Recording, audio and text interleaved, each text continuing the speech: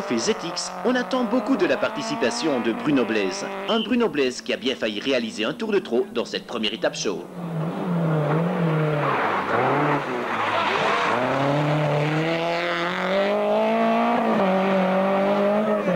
Bruno Blaise qui mène la danse dans le trophée ZX, se permettant le luxe d'aller à la faute au même endroit que Bruno Thierry.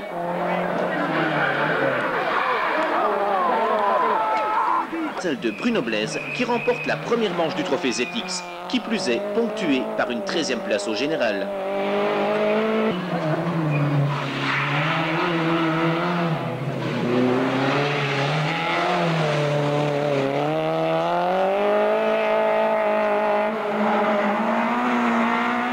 Du côté du trophée ZX, Bruno Blaise, victorieux au boucle de Spa, conforte sa position en tête du championnat en terminant à la seconde place.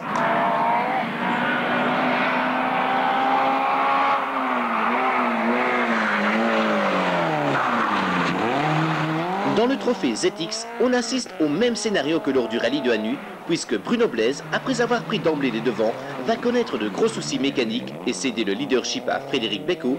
Et sur ce parcours glissant, elle doit subir la pression de plus en plus forte de la petite Corsa de Bruno Blaise. Les deux Opel ne sont en effet séparés que d'une seconde.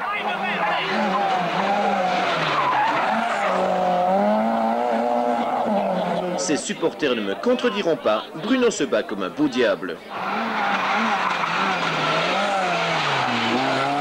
La lutte pour la 4e place voit émerger Bruno Blaise, devançant de 4 séminaires consécutives à Bellevaux le B-Short des Crêtes. Une épreuve disputée sur 2 seules étapes spéciales à parcourir 5 fois chacune.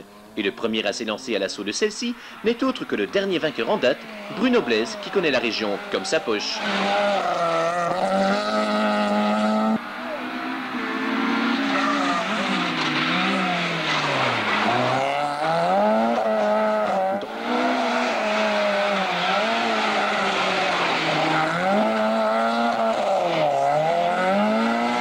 Une 11e place provisoire, devant un jeune prodige de la discipline, Bruno Blaise, toujours bien dans le coup avec sa petite Opel Corsa.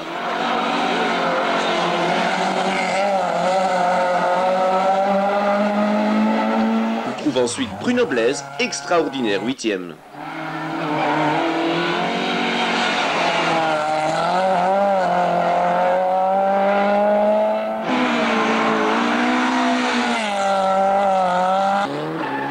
Place à présent au funambule Bruno Blaise sur sa petite Opel Corsa volante, auteur d'une fantastique prestation au récent rallye du Condro. Ici, à Maasmechelen, Bruno fait à nouveau étalage de tout son talent.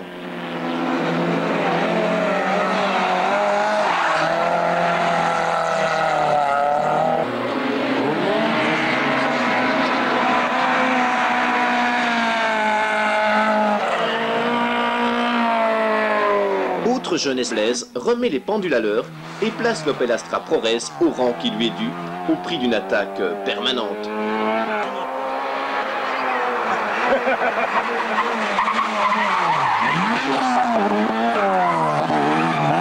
Bruno Blaise, la victoire de Bruno Blaise, elle ne faisait dès le départ pas l'ombre d'un doute.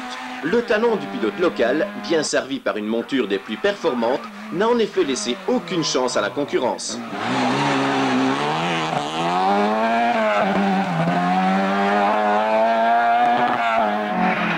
Exit Tournis, c'est Bruno Blaise qui prend la direction des débats. Ne ménageant pas ses efforts, le pilote laisse le leadership à Jean-Philippe Radou. Mais c'est sans compter sur un joint de culasse défaillant qui le contraint lui aussi à jeter les...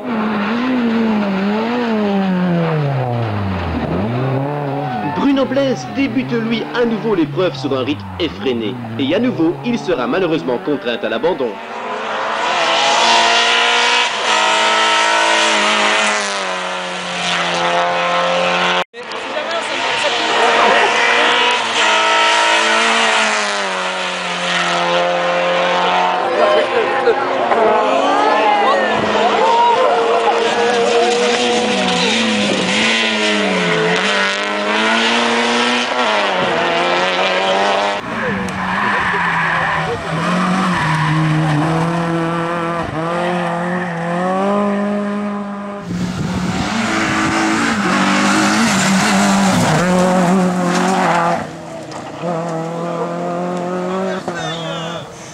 Aussi vite, hein?